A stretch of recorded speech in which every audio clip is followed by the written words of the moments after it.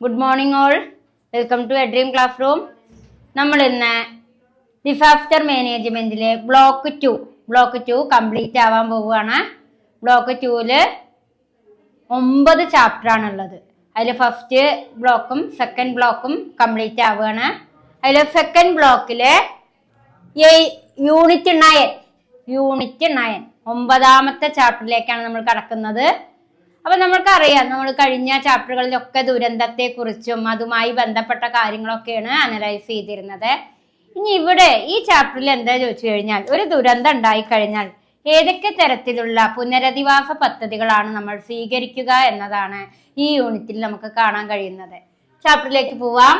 Rehabilitation, reconstruction and recovery. പുനരധിവാസവും പുനർനിർമ്മാണവും റിക്കവറിയും. റിക്കവറി പറഞ്ഞാൽ അതിൽ നിന്നും കരകയറ്റുക. അപ്പോ പുനരധിവാസത്തെ കുറിച്ചും പുനർനിർമ്മാണത്തെ കുറിച്ചും റിക്കവറി അതിൽ നിന്നുള്ള കരകയറ്റത്തെ കുറിച്ചുമാണ് നമ്മൾ 9ാമത്തെ യൂണിറ്റില് വിശകലനം ചെയ്യുന്നത്. നമുക്ക് ഓരോ ദുരന്തങ്ങളും നമ്മൾ കഴിഞ്ഞ ചാപ്റ്ററിലൊക്കെ ഓരോ ദുരന്തങ്ങളെ കുറിച്ചും അതുമായി ബന്ധപ്പെട്ട പല സൈഡ് എഫക്റ്റുകളെ കുറിച്ചൊക്കെ നമ്മൾ പഠിച്ചു കഴിഞ്ഞു. ഇനി നമ്മൾക്ക് ദുരന്തം ഉണ്ടായിക്കഴിഞ്ഞാൽ അതിന് എന്തൊക്കെ തീരുമാനങ്ങളാണ് കൈക്കൊള്ളേണ്ടത് എന്നാണ് ഈ യൂണിറ്റിലൂടെ നമ്മൾ മനസ്സിലാക്കുന്നത്. അതുകൊണ്ട് തന്നെ പുനരധിവാസം ഒരു ദുരന്തം ഉണ്ടായാൽ എങ്ങനെ ആളുകളെ പുനരധിവസിപ്പിക്കണം, എങ്ങനെ അവരെ റീകൺസ്ട്രക്ട് ചെയ്യണം, എത്രത്തോളം അവരെ റിക്കവർ ചെയ്യണം തുടങ്ങിയ കാര്യങ്ങളാണ് നമ്മൾ ഈ ചാപ്റ്ററിൽ മനസ്സിലാക്കാൻ പോകുന്നത്. അപ്പൊ അതിലെ ആദ്യത്തെ ടോപ്പിക് തന്നെ നമുക്ക് നോക്കാം, റീഹാബിറ്റേഷൻ. ഈ ചാപ്റ്ററിന്റെ പേര് വരുന്ന ഈ 3 ടോപ്പിക്കും നമ്മൾ പഠിച്ചു കഴിഞ്ഞാൽ ഈ യൂണിറ്റ് കംപ്ലീറ്റ് ആയി. അപ്പൊ നമുക്ക് റീഹാബിറ്റേഷൻ എന്താ നോക്കാം. പുനരധിവസിപ്പിക്കുക പറഞ്ഞാൽ എന്താണ്? എന്തെങ്കിലും ദുരന്തം ഉണ്ടായിക്കഴിഞ്ഞാൽ അവിടെയുള്ള ആളുകളെ വീണ്ടും അവരെ ജീവിതത്തിന്റെ പടവുകൾ കരകയറാൻ ശ്രമിപ്പിക്കുന്ന ഒരവസ്ഥയാണ് പുനരധിവാസം എന്ന് പറഞ്ഞാൽ. അവരെ ജീവിതത്തിലേക്ക് കരകയറ്റുക.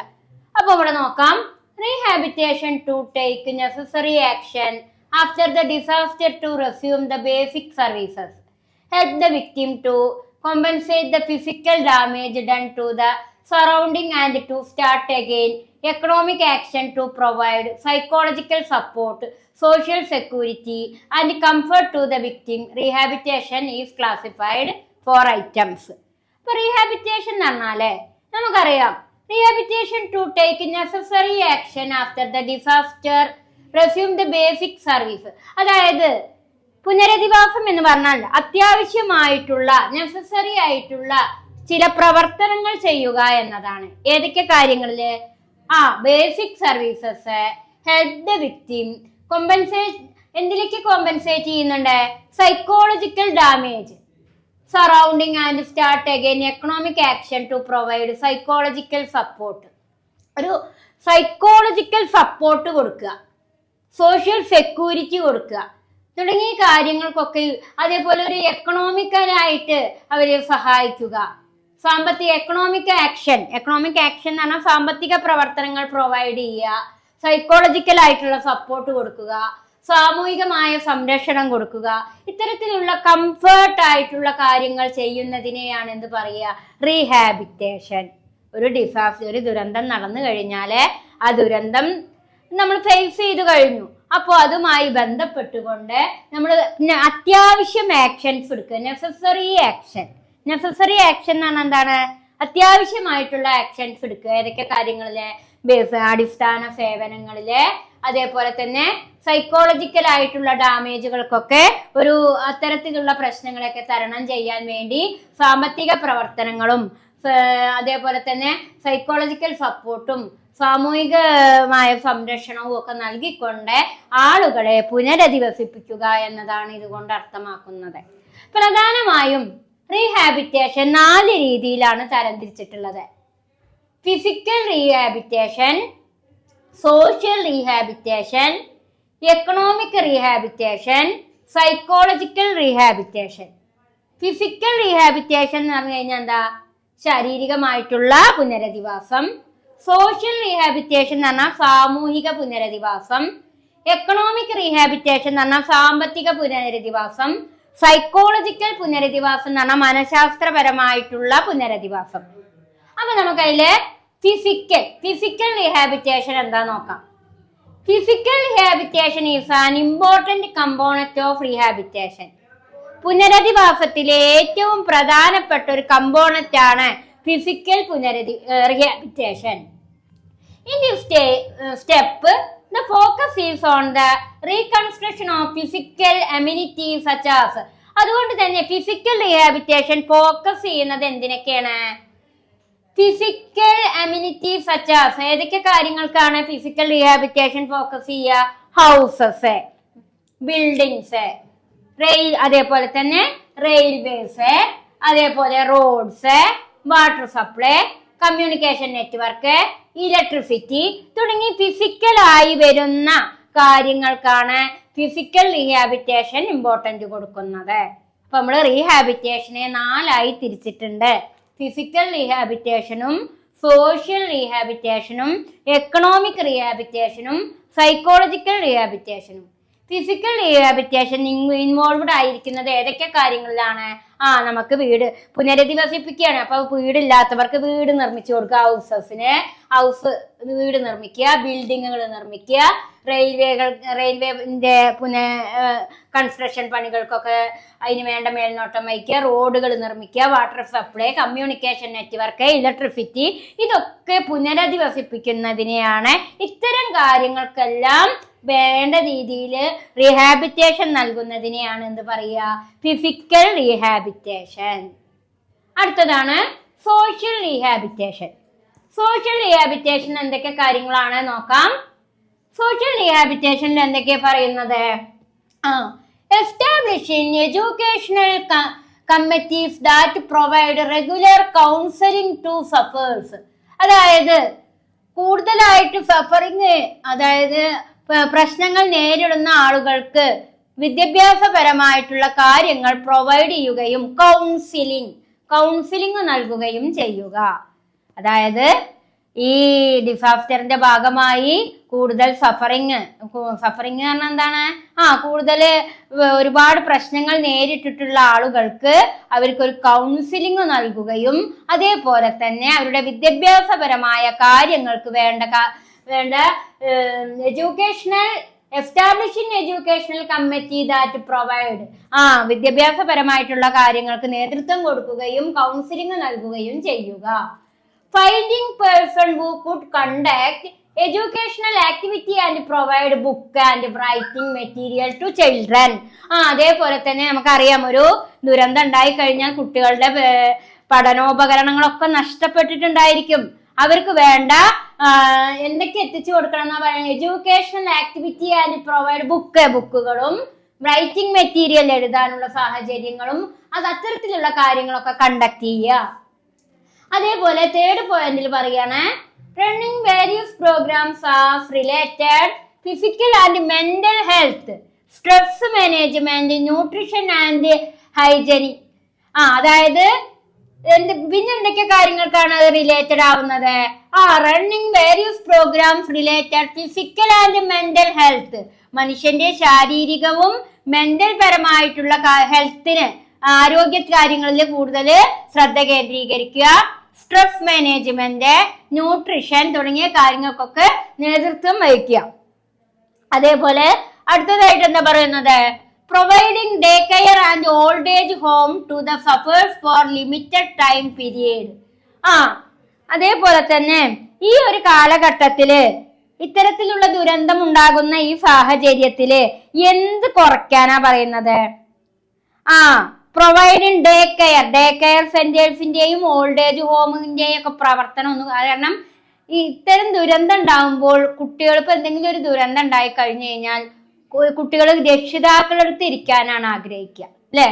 അല്ലാതെ ഒരു ദുരന്ത മുഖത്ത് നിന്നും ഒരു കുട്ടിയെ വേഗം ഡേ കെയറിലേക്ക് കൊണ്ടുവയ്ക്കുകയല്ല വേണ്ടത്. കുട്ടി അച്ഛന്റെയും അമ്മയുടെയും, അച്ഛനും അമ്മയും നഷ്ടപ്പെട്ട ഒരു കുട്ടിയാണെങ്കിൽ ആ കുട്ടിക്ക് പിന്നീട് ആരാണോ അറ്റാച്ച്മെന്റ് അവരുടെ അടുത്താണ് അവര് ഇരിക്കേണ്ടത്. അവരിൽ നിന്ന് അവർക്ക് കൂടുതൽ സ്നേഹവും വാത്സല്യവും കെയറിങ്ങും ഒക്കെ കിട്ടുമ്പോഴാണ് അവർ ആ ദുരന്തത്തിൽ നിന്നും മോചിതരാവുള്ളൂ. അതുകൊണ്ട് ഏതിന്റെ പ്രവർത്തനം ലിമിറ്റഡ് ആക്കണം എന്ന് അവിടെ പറയണത്? ഡേ കെയറിന്റെയും ഓൾഡ് ഏജ് ഹോമിന്റെയും providing daycare and old age home to the sufferers for a limited time period. അതിന്റെ ടൈം പീരിയഡ് എങ്ങനെയാക്കണം എന്നാ പറയുന്നത്, കുറച്ച് കൊണ്ടുവരണം. അതേപോലെ അടുത്ത പോയിന്റിൽ എന്താ പറയുന്നത്, setting up multi purpose community centre and promote self help group. Setting up multi purpose community centre. Multi purpose എന്ന് പറഞ്ഞാൽ ഒരുപാട് കാര്യങ്ങൾക്ക് നേതൃത്വം വഹിക്കുക. മൾട്ടി പർപ്പസ് എന്ന് പറഞ്ഞാൽ എന്താ, വ്യത്യസ്ത തരത്തിലുള്ള ലക്ഷ്യങ്ങൾ കേന്ദ്രീകരിക്കുന്ന കമ്മ്യൂണിറ്റി സെന്ററുകളെ പ്രോത്സാഹിപ്പിക്കുക. Setting up multi purpose community centre and promote self help group. Self help group പറഞ്ഞാൽ എന്താ, സ്വയം സഹായ സംഘടനകൾ. സ്വയം സഹായ സംഘടനകളുടെ പ്രവർത്തനങ്ങൾ എന്ത് ചെയ്യുക, വർദ്ധിപ്പിക്കുക, അവരുടെ പ്രവർത്തനങ്ങൾ പ്രൊമോട്ട് ചെയ്യുക. സ്വയം സഹായ സംഘടനകളുടെ പ്രവർത്തനങ്ങളെ പ്രൊമോട്ട് ചെയ്യുക. അതൊക്കെ സോഷ്യൽ റീഹാബിലിറ്റേഷനിൽ വരുന്നതാണ്. And last point, finding native surrounding to sufferers like old age person, woman, children. അതേപോലെ തന്നെ ഏറ്റവും കൂടുതൽ ആരേനെയാണ് നമ്മളവിടെ ആരിലേക്കാണ് നമ്മളുടെ ശ്രദ്ധ കേന്ദ്രീകരിക്കേണ്ടത്, എങ്ങനത്തെ അതായത് കുട്ടികളെയും ഓൾഡ് ഏജ് പേഴ്സണെയും ചിൽഡ്രൻ, അതേപോലെ തന്നെ വുമൺസിനെയും, സ്ത്രീകളെയും കുട്ടികളെയും വൃദ്ധന്മാരായ ആളുകൾക്കാണ് കൂടുതൽ നമ്മൾ എന്ത് ചെയ്യേണ്ടത്, അവരാണ് സഫറിങ് പീപ്പിൾ. അത്തരം പേഴ്സണിലേക്കാണ് നമ്മൾ കൂടുതലായിട്ട് ശ്രദ്ധ കേന്ദ്രീകരിക്കേണ്ടത്. അവരുടെ കാര്യങ്ങളിലേക്കാണ് കൂടുതൽ ഇമ്പോർട്ടൻസ് കൊടുക്കേണ്ടത്. ഇത്രയും കാര്യങ്ങളെയാണ് നമ്മൾ എന്ത് പറയുക, സോഷ്യൽ റീഹാബിറ്റേഷൻ എന്ന് പറയുന്നത്.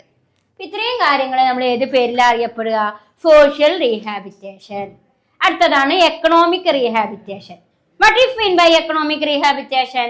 പ്രധാനമായും എക്കണോമിക് റീഹാബിറ്റേഷൻ രണ്ട് രീതിയിലാണ് തരംതിരിച്ചിട്ടുള്ളത്.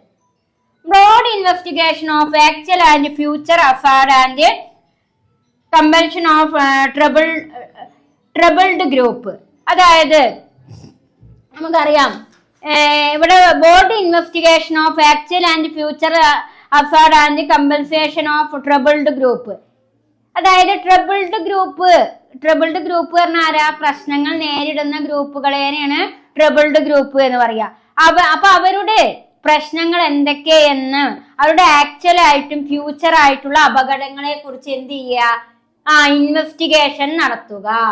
Broad investigation of actual and future affairs പറഞ്ഞാൽ എന്താണ്, അപകടം. അപ്പൊ ആരുടെ അപകടം, ആക്ച്വൽ ആയിട്ടും ഫ്യൂച്ചറിലും ഉണ്ടാകുന്ന അപകടങ്ങളെ കുറിച്ച് ഒരു ഇൻവെസ്റ്റിഗേഷൻ നടത്തുക. ഇപ്പൊ ട്രബിൾ ആയിട്ടുള്ള പ്രശ്നങ്ങളുള്ള ഏരിയയിൽ താമസിക്കുന്നവരുടെ, മഴക്കാലം ആവുമ്പോൾ നമ്മൾ അത്തരം ഏരിയയിൽ താമസിക്കുന്നവരെ മാറ്റി പാർപ്പിക്കുക. അതേപോലെ തന്നെ അവർക്ക് വരാൻ പോകുന്ന പലതരത്തിലുണ്ടാകുന്ന പ്രോബ്ലങ്ങളെ കുറിച്ച് മുന്നറിയിപ്പ് കൊടുക്കുക. അപ്പൊ അത്തരത്തിലൊക്കെ ഉള്ള ആളുകൾക്ക് വേണ്ടിയിട്ട് ആക്ച്വൽ ആയിട്ടും ഫ്യൂച്ചർ ആയിട്ടും അവരുടെ പ്രശ്നങ്ങളെയൊക്കെ ഒരു എന്ത് നടത്തണം, അന്വേഷണം നടത്തുക. അതേപോലെ അടുത്ത പോയിന്റ് എന്താ പറയുന്നത്, investigation of current livelihood planning and business. അതേപോലെ ഇത്തരം പ്രശ്നങ്ങൾ നേരിടുന്ന ആളുകൾക്ക് ജീവിതോപാധി കണ്ടെത്തുന്നതിന് വേണ്ടി ഒരു ആസൂത്രണവും ബിസിനസ്സിനും വേണ്ട അന്വേഷണങ്ങൾ നടത്തുക. ലൈവ്ലിഹുഡ് പ്ലാനിങ് ആൻഡ് ബിസിനസ്, ഇത്തരത്തിലുള്ള പ്രശ്നങ്ങൾ നേരിടുന്ന ആളുകൾക്ക് വേണ്ട ജീവിതോപാധി കണ്ടെത്തുന്നതിന് വേണ്ടി ഒരു പ്ലാനിങ്ങും ബിസിനസ്സും ഒക്കെ തുടങ്ങുന്നതിന് വേണ്ട കാര്യങ്ങൾ ചെയ്യുന്നതിനൊരു അന്വേഷണം നടത്തി കൊടുക്കുക. ഇതൊക്കെയാണ് ഏതുകൊണ്ട് അർത്ഥമാക്കുന്നത്, എക്കണോമിക് റീഹാബിറ്റേഷൻ. സാമ്പത്തികപരമായിട്ട് അവരെ സപ്പോർട്ട് ചെയ്യുക, അതിന് വേണ്ട അന്വേഷണങ്ങളും അതിന് വേണ്ട നേതൃത്വങ്ങളൊക്കെ ചെയ്തു കൊടുക്കുക എന്നതാണ് ഇതുകൊണ്ട് ഉദ്ദേശിക്കുന്നത്, എക്കണോമിക് റീഹാബിറ്റേഷൻ. അടുത്തത് നമുക്ക് എടുക്കാനുള്ളത് സൈക്കോളജിക്കൽ റീഹാബിറ്റേഷൻ ആണ്. അത് നമുക്ക് നോക്കാം കുട്ടികളെ. അപ്പൊ നമ്മൾ അടുത്തതായിട്ട് നോക്കുന്നത് സൈക്കോളജിക്കൽ റീഹാബിലിറ്റേഷൻ ആണ്. അതായത് നമ്മൾ റീഹാബിലിറ്റേഷൻ 4 ഉണ്ട് എന്ന് പറഞ്ഞു. അതിൽ ഫിസിക്കൽ റീഹാബിലിറ്റേഷനും സോഷ്യൽ റീഹാബിലിറ്റേഷനും എക്കണോമിക് റീഹാബിലിറ്റേഷനും സൈക്കോളജിക്കൽ റീഹാബിലിറ്റേഷനും. അതിലെ 3 നമ്മൾ മനസ്സിലാക്കി. 4ാമത്തെ പോയിന്റിലേക്കാണ് നമ്മൾ കിടക്കുന്നത്, സൈക്കോളജിക്കൽ റീഹാബിലിറ്റേഷൻ, അതായത് മനഃശാസ്ത്രപരമായിട്ടുള്ള പുനരധിവാസം. നമുക്ക് നോക്കാം. One of the most important step of rehabilitation, psychological rehabilitation. റീഹാബിലിറ്റേഷനിൽ വെച്ചിട്ട് ഏറ്റവും പ്രധാനപ്പെട്ട ഒന്നാണ് ഏത്, psychological rehabilitation. It is a very sensitive issue. അതായത് സെൻസിറ്റീവ് ഇഷ്യൂ, അതായത് മനസ്സിനെ ബാധിക്കുന്ന പ്രശ്നങ്ങൾക്ക് വേണ്ടിയാണ് ഇത്തരത്തിലുള്ള ഒരു പുനരധിവാസ പ്രവൃത്തി. ചില ആളുകൾക്ക് ദുരന്തങ്ങളൊക്കെ കാണാൻ ഇടവരികയും അവരുടെ വേണ്ടപ്പെട്ടവർ ഉറ്റവരെ നഷ്ടപ്പെടുകയും അച്ഛൻ അമ്മ അല്ലെങ്കിൽ അച്ഛനും അമ്മയ്ക്കും മക്കൾ നഷ്ടപ്പെടുക, അതൊക്കെയാണ് നമുക്ക് അത്രയും സഫറിങ് ആവുക. അപ്പോൾ അവർ മനഃശാസ്ത്രപരമായി നോക്കുകയാണെങ്കിൽ അവർ അത്രയും എന്താ പറയുക സഫറിങ് പേഴ്സൺ ആണ്. അതിൽ നിന്നും അവരെ റിക്കവർ ചെയ്യണ എന്ന് പറയുന്നത് ഒരുപാട് നാളുകളെടുക്കും. ഒരുപാട് ദിവസങ്ങളുടെ പ്രയത്നഫലമായിട്ട് മാത്രമേ അവരെ അതിൽ നിന്നും റിക്കവർ ചെയ്ത് കൊണ്ടുവരാൻ സാധിക്കുള്ളൂ. അതുകൊണ്ട് തന്നെ ഈ സൈക്കോളജിക്കൽ പുനരധിവാസം അഥവാ മനഃശാസ്ത്രപരമായ പുനരധിവാസം ഈ പുനരധിവാസത്തിലെ ഏറ്റവും പ്രധാനപ്പെട്ട ഒരു ഫാക്ടറായിട്ട് ഘടകമായിട്ടാണ് കണക്കാക്കുന്നത്. അതുകൊണ്ട് അത് സെൻസിറ്റീവ് ആയിട്ടുള്ള പ്രശ്നങ്ങൾക്കാണ് അത് കൂടുതൽ ഇമ്പോർട്ടൻറ്റ് കൊടുക്കുക. Shock of disaster is directly connected with victim psychology. അതായത് നേരിട്ടിട്ട് ആ ഷോക്ക് നേരിടുന്നവർക്ക് വേണ്ടി മാത്രമാണ് ഏത് റിഹാബിലിറ്റേഷൻ ഉള്ളത്, സൈക്കോളജിക്കൽ റിഹാബിലിറ്റേഷൻ ഉള്ളത്. ഈ disaster victim goes through specific type of emotional stage. പല വ്യത്യസ്ത തരത്തിലുള്ള ഇമോഷണൽ സ്റ്റേജുകളായിരിക്കും ഉണ്ടാവുക.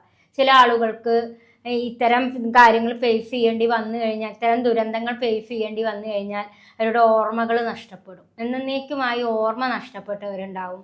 ചില ആളുകൾക്ക് അതൊരു മനഃശാസ്ത്രപരമായ പ്രശ്നമാണ്. അതേപോലെ തന്നെ അവർക്ക് അവരുടെ പ്രവർത്തികളിലേക്കും അവരുടെ ജീവിത ശൈലികളിലേക്കൊന്നും ഇറങ്ങിച്ചെല്ലാൻ കഴിയില്ല. ഒന്നിനും ആകെ മൈൻഡ് ആകെ മാറിയിട്ടുണ്ടാവും. ചില ആളുകൾ ഭയങ്കര പ്രഷറായിരിക്കും, എപ്പോഴും അവർക്ക് ദേഷ്യമായിരിക്കും. ചില ആളുകൾ എപ്പോഴും കരഞ്ഞുകൊണ്ടായിരിക്കും. അങ്ങനെ ഒരുപാട് എന്താ പറയുക മനഃശാസ്ത്രപരമായി നോക്കുകയാണെങ്കിൽ ഒരുപാട് പ്രശ്നങ്ങൾ തരണം ചെയ്യുന്നവരായിരിക്കും ഈ ഒരു ഇതിലുള്ള ആളുകൾ. അതുകൊണ്ട് തന്നെ അത്തരം ആളുകളെ ഫോക്കസ് ചെയ്ത് അവരുടെ മനസ്സിനെ കൗൺസിലിങ്, മോട്ടിവേഷൻ തുടങ്ങിയ പല സാഹചര്യങ്ങളിലൂടെയും അവരുടെ ചിന്താഗതിയിൽ മാറ്റം വരുത്തിക്കൊണ്ട് അവരേനെ നല്ല രീതിയിലേക്ക് വീണ്ടും അവരേനെ തിരിച്ചു പിടിക്കുക, ജീവിതത്തിൻ്റെ നല്ല വഴികളിലേക്ക് അവരേനെ തിരിച്ചു പിടിക്കുന്നതിന് വേണ്ടി പ്രാധാന്യം കൊടുക്കുന്ന ഒരു പ്രവൃത്തിയാണ് സൈക്കോളജിക്കൽ റീഹാബിലിറ്റേഷൻ. ഓക്കെ, അപ്പൊ 4 റീഹാബിലിറ്റേഷൻ നമ്മൾ പഠിച്ചു. ഏതൊക്കെയാണ്? Physical, social, economic, psychology. അടുത്ത ടോപ്പിക്കാണ് റീകൺസ്ട്രക്ഷൻ. നമ്മളുടെ ചാപ്റ്ററിലെ അടുത്ത ടോപ്പിക്കിലേക്കാണ് നമ്മൾ നടക്കുന്നത്. റീകൺസ്ട്രക്ഷൻ, പുനർനിർമ്മാണം. എപ്പോഴാണ് നമ്മൾ പുനർനിർമ്മിക്കുക? നമ്മളൊരു വീട് കേട് വന്നു കഴിഞ്ഞാൽ നമ്മൾ ആ വീട് പുനർനിർമ്മിക്കണം. അതേപോലെ മനുഷ്യ ജീവിതത്തെ കെട്ടിപ്പടുക്കണം. നമുക്കറിയാമായിരുന്നു കഴിഞ്ഞ വർഷം ഉണ്ടായ വയനാട് ദുരന്തത്തിലൊക്കെ സ്കൂളുകളെ ഒരുപാട് എന്താ പറയുക ഒരു ടൗൺ തന്നെ നഷ്ടപ്പെട്ടിരുന്നു. അപ്പോൾ അതെ പാലങ്ങളെ, റോഡുകളെ, അങ്ങനെ പല വിഭാഗവും ആകെ എന്താ പറയുക ഒക്കെ തരിപ്പണായിട്ടുണ്ടായിരുന്നു. അപ്പൊ അതിനെയൊക്കെ റീകൺസ്ട്രക്ട് ചെയ്യുക, പുനർനിർമ്മിക്കുക. അപ്പൊ ഏതൊക്കെ രീതിയിലാണ് ഈ പുനർനിർമ്മാണ പ്രവർത്തികൾ നടക്കുന്നത് എന്ന് നമുക്ക് നോക്കാം. Reconstruction means to repair or reestablish all services. അതായത് റീകൺസ്ട്രക്ഷൻ എന്നുകൊണ്ട് അർത്ഥമാക്കുന്നത് റിപ്പയർ ചെയ്തുകൊണ്ടോ അല്ലെങ്കിൽ റീഎസ്റ്റാബ്ലിഷ് പുനർനിർമ്മിക്കുകയോ ചെയ്യുക എന്നതാണ്. ഏതൊക്കെ കാര്യങ്ങളിലെ? Buildings, infrastructure, replacement of damaged structure, reintegration of economic sector, അത് ഇൻഡസ്ട്രി ആവാം, അഗ്രികൾച്ചർ ആവാം, ക്രിയേഷൻ ഓഫ് കൾച്ചറൽ, സോഷ്യൽ, ഇതൊക്കെ ആൻഡ് എൻവയോൺമെന്റൽ സെറ്റിങ്സ്. അപ്പൊ ഇത്തരം കാര്യങ്ങളിലൊക്കെ ഒരു പുനർനിർമ്മാണം നടത്തുക എന്നതാണ് ഇതുകൊണ്ട് അർത്ഥമാക്കുന്നത് reconstruction. Reconstruction means to repair, to reestablish. ഇപ്പൊ റീകൺസ്ട്രക്ഷൻ എന്ന് പറഞ്ഞു കഴിഞ്ഞാൽ എന്താണ് അതിന്റെ definition? Repair and reestablish. Repair ചെയ്യുകയോ അല്ലെങ്കിൽ റീഎസ്റ്റാബ്ലിഷ് ചെയ്യുകയോ ചെയ്യുന്നതിനെയാണ് റീകൺസ്ട്രക്ഷൻ എന്ന് പറയുന്നത്. Reconstruction means to repair or reestablish all service. ഏതൊക്കെ സർവീസിലാ? ബിൽഡിങ്ങിലെ, ഇൻഫ്രാസ്ട്രക്ചറിലെ, അതേപോലെ replacement of damaged structure, reintegration of economic sector, അത് ഇൻഡസ്ട്രി ആവാം, അഗ്രികൾച്ചർ ആവാം, അതേപോലെ നമ്മുടെ സംസ്കാരത്തില്, അതേപോലെ എൻവയോൺമെന്റൽ സെറ്റിങ്സില്, ഇതിലൊക്കെ ഒരു റിപ്പയറിങ്ങും റീഎസ്റ്റാബ്ലിഷും ചെയ്യുക. And second point, reconstruction is a long term development plan. Reconstruction എപ്പോഴും ഒരു ലോങ് ടേം, ദീർഘകാല വികസന ആസൂത്രണമാണ്. റീകൺസ്ട്രക്ഷൻ എപ്പോഴും ഒരു ലോങ് ടേം ഡെവലപ്മെന്റ് പ്ലാൻ ആണ്. Reconstruction is a long term development plan to mitigate or reduce future disaster risk by incorporating appropriate measures. വ്യത്യസ്ത തരത്തിലുള്ള അതായത് ദുരന്തത്തിന്റെ വ്യാപ്തി കുറയ്ക്കുന്നതിന് വേണ്ടി വ്യത്യസ്ത തരത്തിലുള്ള മെഷേഴ്സ് ഉപയോഗിച്ചുകൊണ്ട് ഒരു ദീർഘകാലത്തേക്കുള്ള ഒരു വികസന പദ്ധതിയാണ് റീകൺസ്ട്രക്ഷൻ. തേർഡ് പോയിന്റ് ആണ്, it may include temporary arrangement. ചിലപ്പോൾ ഇതൊരു ടെമ്പററി താൽക്കാലികമായ അറേഞ്ച്മെന്റുമായിരിക്കാം. ടെമ്പററി എങ്ങനെ, താൽക്കാലികം. അപ്പൊ റീകൺസ്ട്രക്ഷൻ ചിലപ്പോൾ ഒരു ടെമ്പററി അറേഞ്ച്മെന്റുമായിരിക്കാം. ഫോർത്ത് പോയിന്റ് ആണ്, reconstruction aim to build the rehabilitated system of safer standards so that the future risk could be reduced.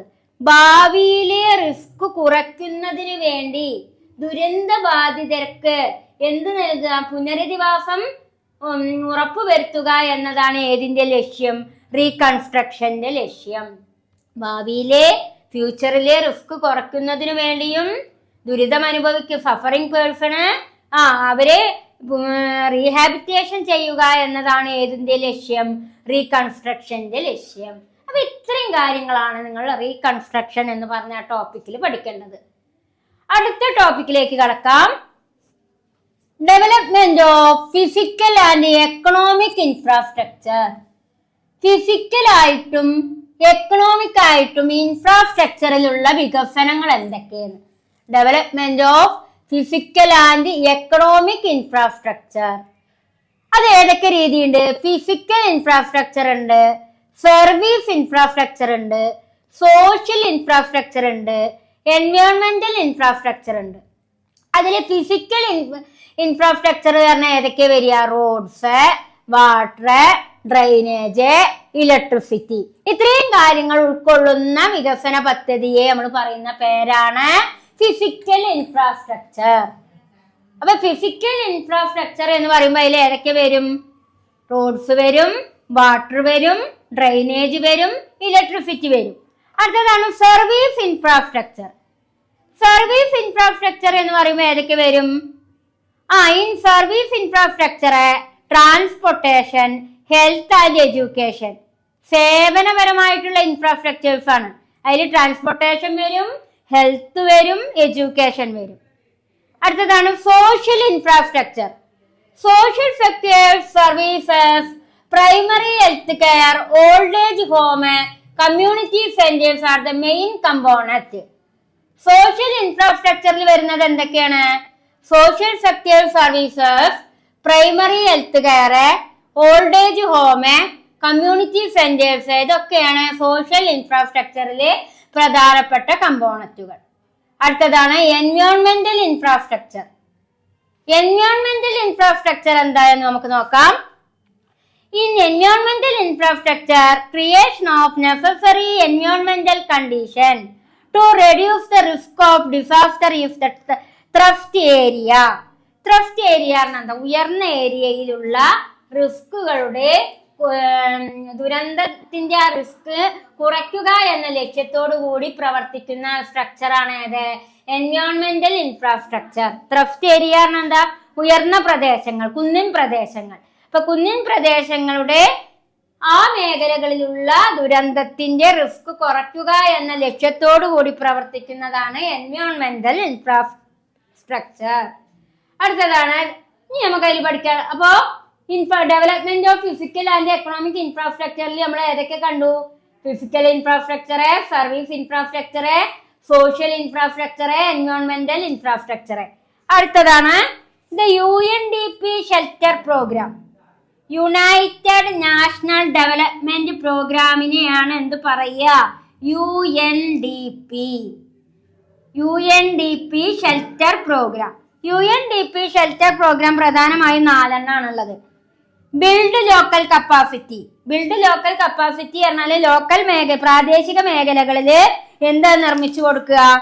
അവർക്ക് വേണ്ട കൺസ്ട്രക്ഷൻ കാര്യങ്ങള്, കൺസ്ട്രക്ഷൻ വർക്കേഴ്സ്. അപ്പൊ ലോക്കൽ ഏരിയയില് നിർമ്മാണ പ്രവർത്തികൾക്ക് പ്രാധാന്യം കൊടുക്കുക എന്നതാണ് ബിൽഡ് ലോക്കൽ കപ്പാസിറ്റി. അതേപോലെ UNDPയുടെ മറ്റൊരു പ്രോഗ്രാമാണ് സപ്പോർട്ട് ദ എൻവയോൺമെന്റ്, പ്രകൃതിയെ സപ്പോർട്ട് ചെയ്യുക. ഇൻവോൾവ് ലോക്കൽ കമ്മ്യൂണിറ്റി, ലോക്കൽ കമ്മ്യൂണിറ്റിയിൽ കൂടുതൽ ഇൻവോൾവ് ആവുക. ഹെൽപ്പ് റീബിൽഡ് ലോസ്റ്റ് ലീവ്ലിഹുഡ്, ജീവിതോപാധി കണ്ടെത്തുന്നതിന് വേണ്ട കാര്യങ്ങൾ ചെയ്തു കൊടുക്കുക. Help rebuild lost ലീവ്ലിഹുഡ്. അപ്പൊ ഇത്രയും കാര്യങ്ങളാണ് UNDPയുടെ ഷെൽട്ടർ പ്രോഗ്രാമുകളായിട്ട് അറിയപ്പെടുന്നത്. അപ്പൊ നമ്മൾ എന്തൊക്കെ പഠിച്ചു? സൈക്കോളജിക്കൽ റീഹാബിറ്റേഷൻ പഠിച്ചു, റീകൺസ്ട്രക്ഷൻ പഠിച്ചു, development of physical and economic infrastructure മനസ്സിലാക്കി. അതിൽ നമ്മൾ physical infrastructure, service infrastructure, social infrastructure, എൻവയോൺമെന്റൽ ഇൻഫ്രാസ്ട്രക്ചർ അത്രയും മനസ്സിലാക്കി. അതേപോലെ UNDP ഷെൽട്ടർ പ്രോഗ്രാമുകൾ എന്താണെന്ന് മനസ്സിലാക്കി. അപ്പൊ ഇത്രയും കാര്യങ്ങളാണ് നമ്മൾ ഇതിൽ കണ്ടു കഴിഞ്ഞത്. ഇനി നമുക്ക് അടുത്ത ടോപ്പിക്കുകൾ ഇനി എടുക്കാനുള്ള ടോപ്പിക്കാണ് നാഷണൽ ഡിസാസ്റ്റർ റെസ്പോൺസ് ഫണ്ട്. അതായത് ഈ ദുരന്തത്തിന് വേണ്ടി കുറച്ച് ഫണ്ടുകൾ നമുക്ക് ഓരോ സ്ഥലങ്ങളിൽ നിന്നും ഫണ്ടുകൾ കിട്ടാറുണ്ട്. അപ്പൊ അതുമായി ബന്ധപ്പെട്ട കാര്യങ്ങളാണ് ഇനി നമ്മൾക്ക് മനസ്സിലാക്കാനുള്ളത്. അപ്പൊ ഈ കാര്യങ്ങളൊക്കെ നിങ്ങൾക്ക് വ്യക്തമായിട്ടുണ്ടായിരിക്കും. ഇതൊക്കെ നിങ്ങൾ ഇത് നിങ്ങൾ എഴുതിയെടുക്കണം കേട്ടോ. കാരണം ഇത് നിങ്ങൾ ഷോർട്ട് നോട്ടാണ് ഇവിടെ എഴുതിയിട്ടിട്ടുള്ളത്. അപ്പൊ ഇത് നിങ്ങൾ എഴുതിയെടുത്ത് നന്നായിട്ട് മനസ്സിലാക്കുക. ഡൗട്ട് ഉണ്ടെങ്കിൽ നമുക്ക് ലൈവ് ക്ലാസ്സിൽ അത് ഡിസ്കഷൻ നടത്താം. അപ്പൊ ഇത്രയും കാര്യങ്ങളാണ് ഇവിടെ വരുന്നത്. ഓക്കെ, അപ്പോൾ ഈ യൂണിറ്റിലെ മറ്റൊരു ടോപ്പിക്കിലേക്കാണ് നമ്മൾ കിടക്കുന്നത്. നാഷണൽ ഡിസാസ്റ്റർ റെസ്പോൺസ് ഫണ്ട്, അതായത് ദുരന്ത നിവാരണത്തിന് വേണ്ടിയുള്ള ഫണ്ടുകൾ. ഏതിൽ നിന്നൊക്കെയാണ് ഫണ്ടുകൾ കിട്ടുന്നത്? അതിന് ഏതൊക്കെ രീതിയിലുള്ള സഹായങ്ങളാണ് നമുക്ക് ഗവൺമെന്റ് നൽകുന്നത്? ഫെഡറൽ ഗവൺമെന്റ് ആയാലും സ്റ്റേറ്റ് ഗവൺമെന്റ് ആയാലും ഏതൊക്കെ രീതിയിൽ നമുക്കതിന് ഹെൽപ്പ് തരുന്നുണ്ട്? എന്തൊക്കെയാണ് ആ ഫണ്ടുകളെ പറയുന്ന പേരുകൾ? അതൊക്കെയാണ് നമുക്ക് ഈ ഒരു ടോപ്പിക്കിലൂടെ പറയുന്നത്. National disaster response fund, NDRF. The NDRF is a fund constituted under Section 46 of Disaster Management Act 2005. 2005 disaster management act പ്രകാരം NDRF is a fund constituted under Section 46 of Disaster Management Act. 46-ാം disaster management act പ്രകാരം 2005 it covers climate cyclone. ഏതൊക്കെ കാര്യങ്ങൾക്കാണ്, എന്തിനൊക്കെ വേണ്ടിയിട്ടാണ് ഫണ്ടുകൾ അനുവദിക്കുക? എന്തൊക്കെ ഉണ്ടാവുമ്പോഴാന്നാണ് പറയണത്? Cyclone, drought, earthquake, fire, tsunami, hailstorm, landslide and avalanches. അപ്പൊ നമുക്കറിയാം സൈക്ലോൺ എന്ന് പറഞ്ഞാൽ ചുഴലിക്കാറ്റ്, ഡ്രോട്ട് പറഞ്ഞ വരൾച്ച, എർത്ത് കേക്ക് ഭൂമികുലുക്കം, ഫയർ പറഞ്ഞാല് തീപിടുത്തം, സുനാമി, ഹെയിൽ സ്ട്രോം അതായത് കുന്നുകളിടിയ, ലാൻഡ് ഫ്ലൈഡ് പറഞ്ഞാൽ മണ്ണിടിച്ചില്, അതേപോലെ സ്ഫോടനങ്ങളെ. ഇത്തരത്തിലൊക്കെ ഉണ്ടാകുന്ന പ്രോബ്ലങ്ങൾക്ക്, അത്തരത്തിലുണ്ടാകുന്ന പ്രോബ്ലങ്ങളെ തരണം ചെയ്യുന്നതിന് വേണ്ടി ഏത് ആക്ട് പ്രകാരം? 46 ഡിസാസ്റ്റർ മാനേജ്മെന്റ് ആക്ട്, 46-ാം ഡിസാസ്റ്റർ മാനേജ്മെന്റ് ആക്ട് 2005 ഇതിന് വേണ്ട ഫണ്ടുകൾ അനുവദിക്കാൻ തുടങ്ങിയത്. അതുകൊണ്ട് തന്നെ NDRF is operated by the government of India. ഈ NDRF എന്ന ഈ ഒരു സ്കീം, ഈ ഫണ്ട് ഈ ഗവൺമെന്റ് ഓഫ് ഇന്ത്യ ഗവൺമെന്റിന്റെ നേതൃത്വത്തിലാണ് രൂപീകൃതമായിട്ടുള്ളത്. For the purpose of providing immediate relief to people affected by the climatic observe nature under non plan expenditure. അതായത് പെട്ടെന്ന് ആളുകൾക്ക് റിലീഫ് പ്രവർത്തനങ്ങൾക്ക് വേണ്ടി പെട്ടെന്ന് ഫണ്ട് നൽകുക എന്നതാണ് ഇതിന്റെ ലക്ഷ്യം. ഫെഡറൽ ഗവൺമെന്റ്, കേന്ദ്ര ഗവൺമെന്റ് ആണ് ഇതിന് നേതൃത്വം കൊടുക്കുന്നത്. NDRF is classified in the public account in subsection. അതായത് NDRF 2 രീതിയിൽ ക്ലാസിഫൈഡ് ചെയ്തിട്ടുണ്ട്. അതായത് public account in subsection and അതേപോലെ തന്നെ പിന്നെന്താണ് നമുക്ക് നോക്കാം, റിസർവ് ഫണ്ട്, അതേപോലെ തന്നെ reserve fund not bearing interest of the government of India under the national disaster response fund major head 8,235 general and other reserve fund. അപ്പോ പബ്ലിക് റിസർവ് അതായത് public അക്കൗണ്ടുകളായിട്ടും ജനറൽ ആൻഡ് അതർ റിസർവ് ഫണ്ടുകളായിട്ടും ഈ ഇതിനെ തരംതിരിച്ചിട്ടുണ്ട്. NDRF is classified in the public accounting subsection. അതേപോലെ reserve ഫണ്ടുകൾ എങ്ങനെയാണ്? National disaster response fund എത്രയായിരുന്നു? 8,235, അതായത് 8,235 8,235 ആയിരുന്നു അതിന്റെ വിലയിരുത്തല്. അതിൽ ജനറൽ റിസർവ് ഫണ്ട് 119. ഇത് ക്രോറിലാട്ടോ കണക്കൊക്കെ, കോടികളായിരിക്കേ. അതേപോലെ തന്നെ state disaster response fund, state ഗവൺമെന്റിന്റെ നേതൃത്വത്തിൽ ഈ ഫണ്ടുകൾ നൽകുന്നുണ്ട്. മിനിസ്ട്രി ഓഫ് ഹോം അഫയേഴ്സ് ഉണ്ട്, മിനിസ്ട്രി ഓഫ് അഗ്രികൾച്ചർ ഉണ്ട്. ഇവിടെ നിന്നൊക്കെ ഫണ്ടുകൾ നമുക്ക് ഇത്തരത്തിലുള്ള ദുരന്തങ്ങളെ ഫേസ് ചെയ്യുന്നതിന് വേണ്ടി നൽകുന്നുണ്ട്. High level committee HCLA, members from ministry of finance, ministry of agriculture, ministry of home affairs. അപ്പൊ ഈ മിനിസ്ട്രി ഓഫ് അഗ്രികൾച്ചറിന്റെയും മിനിസ്ട്രി ഓഫ് ഹോം അഫയേഴ്സിന്റെ ഒക്കെ ചെയർമാൻ എന്ന് പറയുന്നത് പ്ലാനിംഗ് കമ്മീഷനാണ്. ഇവിടെ നിന്നൊക്കെ ഫണ്ടുകൾ നമുക്ക് ഈ ദുരന്തത്തെ ഫേസ് ചെയ്യുന്നതിന് വേണ്ടി ഫണ്ടുകൾ നൽകുന്നുണ്ട്. Controller general account through the chief controller of account the state executive committee. ഇത് ഇവിടെ നിന്നൊക്കെ നമുക്ക് ഈ ഒരു ഇതിലേക്ക് ഫണ്ട് നൽകുന്നുണ്ട്. Controller general account, chief controller of account, state executive committee. അതേപോലെ തന്നെ account of NDRF shall maintained audited by the controller and auditor general. It report will be submitted ministry of finance and ministry of home affairs. അതേപോലെ തന്നെ NDRF ഇത്തരത്തിലുള്ള കാര്യങ്ങളൊക്കെ അതിന്റെ ഓഡിറ്റിങ്ങും കാര്യങ്ങളൊക്കെ ചെയ്യുന്നത് ആരാണ്? കൺട്രോളർ ആൻഡ് ഓഡിറ്റർ ജനറൽ ആണ്. അതേപോലെ ഈ റിപ്പോർട്ട് സബ്മിറ്റ് ചെയ്യുന്നത് ആരിലേക്കാണ്? മിനിസ്ട്രി ഓഫ് ഫിനാൻസും മിനിസ്ട്രി ഓഫ് ഹോം അഫയേഴ്സിലേക്കും. അപ്പൊ ഇത്രയും കാര്യങ്ങളാണ് നാഷണൽ ഡിസാസ്റ്റർ റെസ്പോൺസ് ഫണ്ട് എന്ന ഈ ഒരു ടോപ്പിക്കിൽ നമ്മൾക്ക് പറയാനുള്ളത്. വളരെ വളരെ ഷോർട്ടായിട്ടാണ് ഞാൻ അതിന് എടുത്തത്. അതിൽ ഒരുപാട് കാര്യങ്ങൾ പറയുന്നുണ്ട്, പക്ഷെ അതിന് വേണ്ട കാര്യങ്ങൾ മാത്രമാണ് അതിൽ നിങ്ങൾക്ക് എഴുതി തന്നിട്ടുള്ളത്. ഈ കാര്യങ്ങൾ നിങ്ങൾ ഷോർട്ടായിട്ട് എഴുതിയെടുക്കുക. ഇനി നമുക്ക് എടുക്കാനുള്ള topic SDRF, state disaster response ഫണ്ടാണ്. അതെന്തായെന്ന് നമുക്ക് നോക്കാം. അപ്പോൾ 9th യൂണിറ്റിലെ മറ്റൊരു ടോപ്പിക്കിലേക്കാണ് നമ്മൾ കിടക്കുന്നത്. State disaster response fund. നമ്മൾ നാഷണൽ ഡിസാസ്റ്റർ റെസ്പോൺസ് ഫണ്ട് പഠിച്ചിരുന്നു. അതേപോലെ തന്നെ state disaster response fund SDRF എന്ന് പറയും. ഈ SDRFിൻ്റെ കീഴിൽ ഏതൊക്കെ ഏജൻസികളും സെൻട്രൽ ഗവൺമെൻറ് എത്രത്തോളം SDRFിനെ സപ്പോർട്ട് ചെയ്യുന്നുണ്ട് തുടങ്ങിയ കാര്യങ്ങളാണ് നമ്മൾ ഈ ടോപ്പിക്കിലൂടെ നോക്കുന്നത്. SDRF എന്ന് പറയുമ്പോൾ സ്റ്റേറ്റ് ഗവൺമെന്റിന്റെ ഇതിൽ വരുന്നതാണ്. അതാണ് സ്റ്റേറ്റ് ഡിസാസ്റ്റർ റെസ്പോൺസ് ഫണ്ട് എന്നറിയപ്പെടുന്നത്. സ്റ്റേറ്റ് ഗവൺമെന്റിന്റെ നേതൃത്വത്തിൽ വരുന്ന ഫണ്ടാണ് SDRF. which has replaced the earlier calamity relief fund CRF. SDRFിനെ റീപ്ലേസ് ചെയ്തതാണ് ഏത്? CRF, കലാമിറ്റി റിലീഫ് ഫണ്ട് എന്ന് പറയും. ഈ fund constitute under section 48 of disaster management act.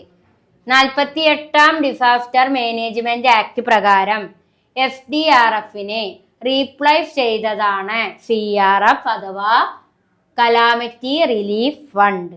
ഇപ്പോൾ 48ാം ഡിസാസ്റ്റർ മാനേജ്മെന്റ് ആക്ട് പ്രകാരം SDRFിനെ റീപ്ലേസ്ഡ് ചെയ്തതാണ് കലാമിറ്റി റിലീഫ് ഫണ്ട് അഥവാ CRF.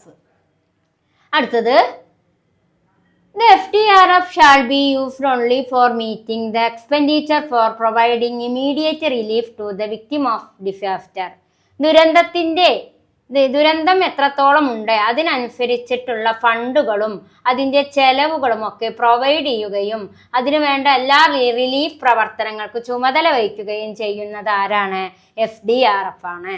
SDRF shall be used only for meeting the expenditure for providing immediate relief പെട്ടെന്ന് ഇമീഡിയറ്റ് എന്ന് പറഞ്ഞാൽ പെട്ടെന്നുള്ള റിലീഫ് പ്രവർത്തനങ്ങൾക്ക് വേണ്ട ചെലവുകൾ എന്തൊക്കെയാണ്, എന്തൊക്കെ കാര്യങ്ങളാണ് അതിൽ ഉൾപ്പെടുത്തേണ്ടത് തുടങ്ങിയ കാര്യങ്ങളുടെയൊക്കെ ഒരു മീറ്റിംഗ് അറേഞ്ച് ചെയ്യുന്നതൊക്കെ FDRF ആണ്. Of the total contribution included by the 13th finance commission, 13ാം ഫിനാൻസ് കമ്മീഷൻ, ഗവൺമെന്റ് ഓഫ് ഇന്ത്യയുടെ 13ാം ഫിനാൻസ് കമ്മീഷൻ പ്രകാരം 75% for general category and general category state and 90 for special category state.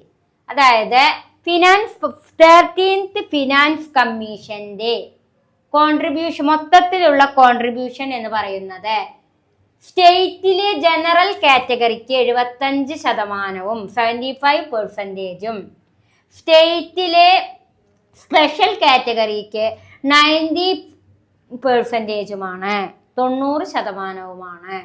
ഒന്നുകൂടി പറഞ്ഞുതരാം. Government of India 13th finance commission government of India contribute ചെയ്യുന്ന fund 75% general category സ്റ്റേറ്റിനും 90% special category സ്റ്റേറ്റിനുമാണ്. അപ്പോൾ general കാറ്റഗറിക്ക് ഗവൺമെന്റ് ഓഫ് ഇന്ത്യ നൽകുന്ന fund എത്ര contribution ആണുള്ളത്? 75%. സ്പെഷ്യൽ കാറ്റഗറിക്ക് 90% ആണുള്ളത്.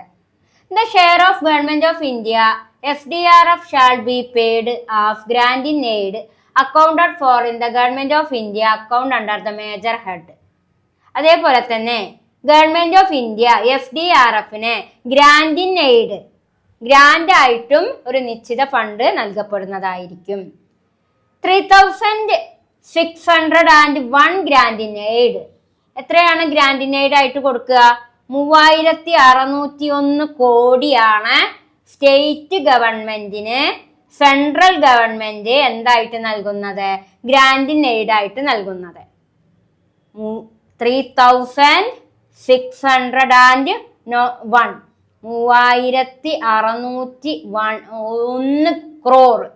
കോടി 3601 കോടിയാണ് ഗ്രാൻഡ് ഇൻ എയ്ഡ് ആയിട്ട് സ്റ്റേറ്റ് ഗവൺമെന്റിന് സെൻട്രൽ ഗവൺമെന്റ് നൽകുന്നത്. അതേപോലെ തന്നെ നോൺ പ്ലാൻ ഗ്രാൻഡ് ആയിട്ട് എത്ര രൂപയെ കൊടുക്കുന്നത്? 109 കോടിയാണ് കൊടുക്കുന്നത്, കോൺട്രിബ്യൂഷൻ ചെയ്യുന്നത്. ഇതൊക്കെ സ്റ്റേറ്റ് ഗവൺമെന്റും സെൻട്രൽ ഗവൺമെന്റ് കൊടുക്കുന്നതാ. ഈ ഡിസാസ്റ്റർ മാനേജ് ചെയ്യാൻ വേണ്ടിയിട്ട് സ്റ്റേറ്റ് ഗവൺമെന്റിനും സെൻട്രൽ ഗവൺമെന്റ് കൊടുക്കുന്ന കോൺട്രിബ്യൂഷൻ ആണ്. The annual report shall inter alia furnish details of expenditure incurred by the state government on each calamity. ഓരോ നാച്ചുറൽ കലാമിറ്റിയുടെയും ഒരു റിപ്പോർട്ട് സ്റ്റേറ്റ് ഗവൺമെന്റ് ആരിലേക്ക് നൽകപ്പെടണം? സെൻട്രൽ ഗവൺമെന്റിലേക്ക് നൽകപ്പെടണം. അതിനനുസരിച്ചിട്ടാണ് ചെലവുകൾ വിലയിരുത്തുന്നത്. ഒരു ആനുവൽ, എല്ലാ വർഷവും സ്റ്റേറ്റ് ഗവൺമെന്റ് ഒരു ആനുവൽ റിപ്പോർട്ട് സെൻട്രൽ ഗവൺമെന്റിന് നൽകുന്നുണ്ട്. ആ റിപ്പോർട്ട് പ്രകാരം ഇത്ര രൂപ സ്റ്റേറ്റ് ഗവൺമെന്റിന് ഗ്രാൻഡ് ആയിട്ട് ആര് നൽകുന്ന പറയുന്നത്? സെൻട്രൽ ഗവൺമെന്റ് നൽകുകയാണ് ചെയ്യുന്നത്. അടുത്തതായിട്ട് അവിടെ പറയുന്നത് four source of receipt into the fund namely. 4 ഉറവിടങ്ങളിൽ നിന്നാണ് സെൻട്രൽ ഗവൺമെന്റിൽ നിന്ന് ഫണ്ട് കിട്ടുക. Central share of FDRF, state share of disaster response, returns on investment and reduction of investment. ഇങ്ങനെ 4 സോഴ്സുകളിൽ നിന്നുള്ള ഫണ്ടുകളാണ് കിട്ടുന്നത്. സെൻട്രൽ ഷെയർ ഓഫ് FDRFും സ്റ്റേറ്റ് ഷെയർ ഓഫ് ഡിസാസ്റ്റർ റെസ്പോൺസും റിട്ടേൺ ഓൺ ഇൻവെസ്റ്റ്മെന്റും റിഡക്ഷൻ, അതേപോലെ തന്നെ പിന്നെ ഏതായാലും വരുന്നത് റിഡക്ഷൻ ഓഫ് ഇൻവെസ്റ്റ്മെന്റും. അടുത്തതായിട്ട് അതിൽ പറയുന്നത് state government will constitute A state executive community. State ഗവൺമെന്റിനെ കോൺസ്റ്റിറ്റ്യൂട്ട് ചെയ്യുന്നത് ആരാണ്? സ്റ്റേറ്റ് എക്സിക്യൂട്ടീവ് കമ്മിറ്റിയാണ്.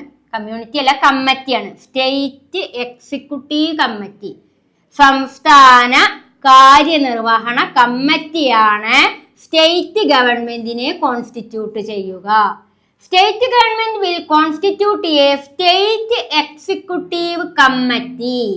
സ്റ്റേറ്റ് എക്സിക്യൂട്ടീവ് കമ്മിറ്റി പറഞ്ഞാൽ SEC. ഈ SEC ആണ് സ്റ്റേറ്റ് ഗവൺമെന്റിനെ എന്ത് ചെയ്യുന്നത്? കോൺസ്റ്റിറ്റ്യൂട്ട് ചെയ്യുന്നത്.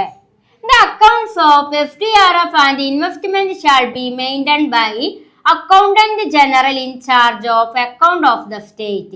ഓരോ സ്റ്റേറ്റ് ഗവൺമെന്റിന്റെയും നിക്ഷേപപരമായിട്ടുള്ള കാര്യങ്ങൾ മെയിൻറ്റെയിൻ ചെയ്യുന്നത് അക്കൗണ്ടന്റ് ജനറൽ ആയിരിക്കും. സ്റ്റേറ്റ് ഗവൺമെന്റിന്റെ നേതൃത്വത്തിലുള്ള ഒരു അക്കൗണ്ടന്റ് ജനറൽ ആണ് സ്റ്റേറ്റ് ഗവൺമെന്റിന്റെ FDRFന്റെ ഇൻവെസ്റ്റ്മെന്റ് മെയിൻറ്റെയിൻ ചെയ്യുക. FDRF and investment shall be maintained by Accountant General. Account of the state, state ഗവൺമെന്റിന്റെ നേതൃത്വത്തിലുള്ള ഒരു അക്കൗണ്ടന്റ് ജനറൽ ആണ് FDRFന്റെ ഇൻവെസ്റ്റ്മെന്റ് എന്ത് ചെയ്യുന്നത്, മെയിൻറ്റെയിൻ ചെയ്യുന്നത്. The share of the central government in FDRF shall be remitted to the state government in 2 installment each financial year. 2 installment ആയിട്ടാണ് state ഗവൺമെന്റിന് federal government എന്ത് കൊടുക്കുന്നത്, ഈ ഇത്തരത്തിലുള്ള ഷെയറുകൾ നൽകുക. The share of central government FDRF shall be remitted to state government. അപ്പൊ state ഗവൺമെന്റിന് ചില ഷെയറുകൾ നൽകും. എത്ര ഇതിന്റെ വ്യത്യാസത്തിൽ 2 ഇൻസ്റ്റാൾമെന്റ്, 2 ഫിനാൻഷ്യൽ ഇയർ എന്ന് പറഞ്ഞാല് അവിടുത്തെ നടപ്പ് വർഷത്തിന് അനുസൃതമായിട്ട്, ഫിനാൻഷ്യൽ ഇയർ കാരണം ഒരു വർഷത്തിനെയാണ് നമ്മൾ എന്ത് പറയാ, ഫിനാൻഷ്യൽ ഇയർ എന്ന് പറയാ. അപ്പൊ നടപ്പ് വർഷത്തിന്റെ അടിസ്ഥാനത്തില് 2 ഇതായിട്ടാണ് സ്റ്റേറ്റ് ഗവൺമെന്റിന് ഇൻസ്റ്റാൾമെന്റ് നൽകുക. അപ്പൊ ഇത്രയും കാര്യങ്ങളാണ് FDRFൽ വരുന്നത്. മനസ്സിലായില്ലേ? അപ്പൊ വളരെ ഇമ്പോർട്ടന്റ് ആയിട്ടുള്ള ഒരു ക്വസ്റ്റ്യൻ ആണ് സ്റ്റേറ്റ് ഡിസാസ്റ്റർ റെസ്പോൺസ് ഫണ്ട്. അപ്പൊ ഇത്രയും പോയിന്റുകൾ നിങ്ങൾ ടീച്ചർ ഇത് ഷോർട്ട് ആയിട്ടാണ് എഴുതിയിട്ടിട്ടുള്ളത്. ഇത്രയും പോയിന്റുകൾ നിങ്ങൾ എഴുതിയെടുക്കുക. അതേപോലെ തന്നെ നന്നായിട്ട് വായിച്ച് ക്ലാസ് കേട്ട് മനസ്സിലാക്കുക. ഡൗട്ട് ഉണ്ടെങ്കിൽ നമുക്ക് ലൈവ് ക്ലാസ്സിൽ ക്ലിയർ ചെയ്യാം. ഓക്കെ കുട്ടികളെ, ഇനി നമ്മൾക്ക് അടുത്ത സ്റ്റെപ്പ് സ്റ്റേറ്റ് ഷെയർ കോൺട്രിബ്യൂഷനാണ്. സ്റ്റേറ്റ് ഗവൺമെൻറ് ഏതൊക്കെ രീതിയിലാണ് ഫണ്ടുകൾ കോൺട്രിബ്യൂട്ട് ചെയ്യുന്നത്. സ്റ്റേറ്റ് ഷെയർ കോൺട്രിബ്യൂഷൻ, അതിൽ നാഷണൽ ഡിസാസ്റ്റർ മിറ്റിഗേഷൻ ഫണ്ട് വരുന്നുണ്ട് സ്റ്റേറ്റിൻ്റെ ഷെയറിൽ. Recommendation of the 14th finance commission, 14ാം ഫിനാൻസ് കമ്മീഷൻ പ്രകാരമുള്ള റെക്കമെൻഡേഷൻ വരും. ഡിസ്ട്രിക്ട് ലെവൽ ഫണ്ട് വരും. Members of parliament local area development scheme വരും.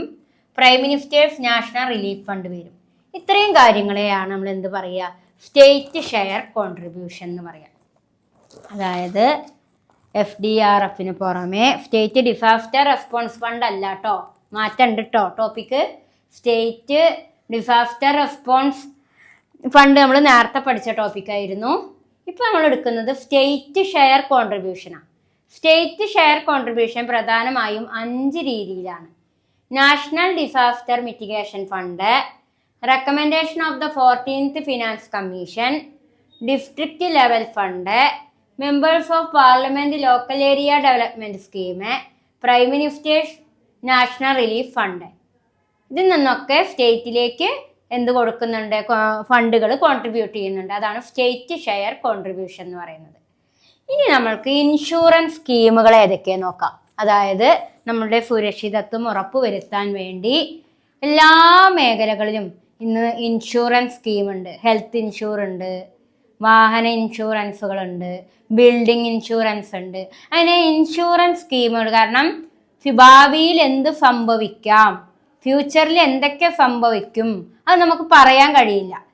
അപ്പൊ അത്തരത്തിൽ ഫ്യൂച്ചറിൽ ചിലപ്പോൾ തീപിടുത്തം ഉണ്ടാവാം, അഗ്നിബാധ ഉണ്ടാവാം, ബിൽഡിങ്ങുകൾ കേടുകൊണ്ട് അത് ചില സാഹചര്യങ്ങളിൽ അത് ബിൽഡിങ്ങുകളൊക്കെ തകർന്നു വീഴാം. അതേപോലെ തന്നെ